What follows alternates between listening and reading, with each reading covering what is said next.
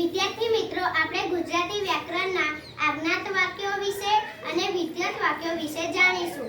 વિધ્યત વાક્યો એટલે કે એવા વાક્યો જેમાં સૂચના આપવામાં આવે છે અને આજ્ઞાત વાક્યો એવા કે જેમાં વિનંતી કે આજ્ઞા કરવામાં આવે છે.